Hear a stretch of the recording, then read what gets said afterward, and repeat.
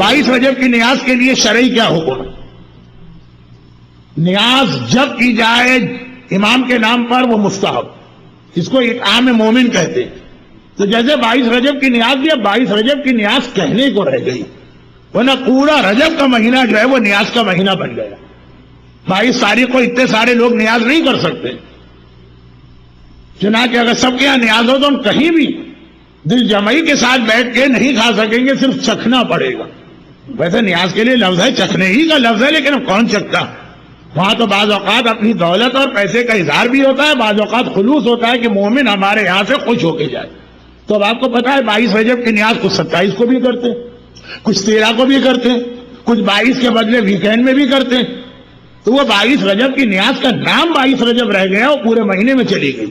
اور وہی شریعت کا اصول ہے کہ امام کے نام سے کبھی بھی کھانا کھلانا، 22 رجب ہو کہ 22 شعبان ہو کہ 1 رجب ہو، کہ وہ ہمیشہ اس کا ثواب اور فضیلت. تو شرعی حکم یہ ہے کہ یہ اطعام مومن کو امام کے نام پہ کھانا کھلانے کی کیٹیگری میں آتا ہے، تو اس کا ثواب ہے، باعث خیر و برکت ہے، حرام قطعاً نہیں. کیا نظر نیاز رجا کی نیت سے کی جائے یا مومنین اور مومنات کو کھانا بلانا ضروری ہوگا اس عمل کو مستحب بنانے کے؟ نظر و نیاز، ان کے سوال یہ ہے کہ اگر ہم لوگ نظر و نیاز پہ مومنین اور مومنات کو نہیں بلا رہے تو کیا پھر بھی یہ ثواب ہے؟ یہ اس میں آتا ہے مستحب کی کیٹیگری. مومنین اور مومنات کو نہیں بلا رہے تو یہ نظر و نیاز کا پھر آپ کیا کر رہے ہیں؟ اس کا ڈسپوزل آپ کیا اس کو کیسے ڈسپوز آف کریں گے؟ اگر کسی کو کھانے کے لیے نہیں بلا رہے تو کیا کریں گے پھر آپ؟ کچھ تو طریقہ ہوگا نا آپ کے پاس. ہاں خود کھا لیں، پورا خود کھائیں گے، بیوی کو بھی ایک لقمہ دے دیں گے، بیوی بھی مومنہ، وہ کافرہ نہیں ہے، مشرکہ نہیں ہے.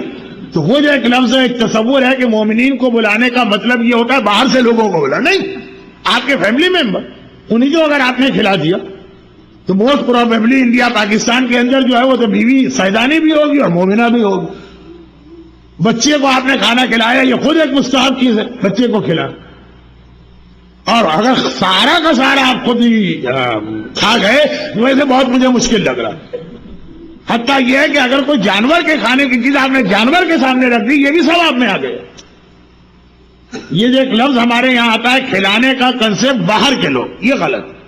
چنانچہ شادی کا ولیمہ اسلام میں بہت ہی ہائیلی ریکمینڈ ہے، مگر $5000 خرچ کر کے 500 مہمان کو بلانے والا نہیں، 10 آدمی ہوں. اس کا جو اسلام نے جو اس کا عدد بتایا، وہ کورم جو بتایا، 10 آدمی آ جائیں شادی کا ولیمہ ہو گیا. 10 کون؟ گھر والے. حج سے واپسی میں ولیمے کا بڑا ثواب ہے، ضروری نہیں کہ 200 آدمیوں کو بلا، وہ 10 آدمی جو آپ کے گھر میں بہن بھائی بھتیجا بھانجا کھڑا ہوگا.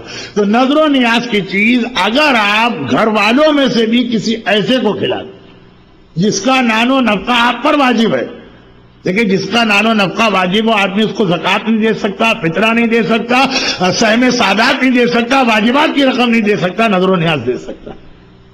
حتیٰ خود بھی اگر کھا لیں تو بہرحال آپ بھی مومن ہیں. تو خلاصہ یہ کہ نظر و نیاز اگر نعوذ باللہ من ذالک کوڑے ووڑے ٹریش میں نہیں پھینکنا ہے، کچھ نہ کچھ کہیں نہ کہیں استعمال کرنا ہے، چاہے جانور ہی کو کھلا دینا ہے، وہ مستحب. اچھا یہ بہت ٹیکنیکل سوال تھا، مجھے معلوم ہے، اس لیے میں نے اس کے الفاظ تھوڑے بدلے.